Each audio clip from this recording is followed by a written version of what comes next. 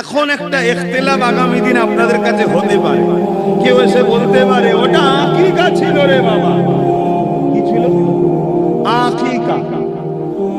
আরে নবী পাকের আকিকা, নবী পাকের দাদা 7 দিন যখন নবী পাকের দুনিয়াবি বয়স, দুনিয়াবি আগমন 7 দিন যখন নবী পাকের দাদা আব্দুল মুতালিব হুজুর আকিকা নবী দিয়ে দিয়েছিলেন। বলুন সুবহানাল্লাহ।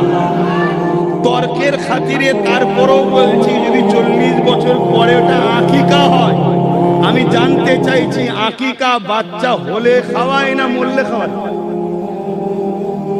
তো নবী যে খানাটা খাইয়েছে আকিকা বলুন আর মিলাদ বলুন, হওয়ার খুশিতে খাওয়াইয়েছে না যাওয়ার খুশিতে? কথা কিছু বুঝে আসছে? যেদিকেই যাও হুজুরের মিলাদের খানা হুজুর খাইয়েছে। তবে যদি কেউ বলে এটা আকিকা, অনেক বড় সে প্রশ্নের সম্মুখীন হয়ে যাবে। কেন রসুলের দাদা যেখানে 7 দিন পরে করেছে, কথা বুঝে আসছে? শরিয়াতে এরকম 7 দিন নয়, 14 দিন নয়, 21 দিন। সেখানে হুজুর করছে 40 বছর পরে আকিকা। দ্বিতীয় নম্বর যদি বলে না জাহিলিয়াত যুগের কথা ছিল তাই নবুয়াতের ঘোষণার পরে করেছে, নবুয়াতের ঘোষণার পরেই যদি করতে হয় তাহলে তো আগে আম্মাজান খাদিজা হুজুরের নেকাটা দৌড়ানো দরকার ছিল।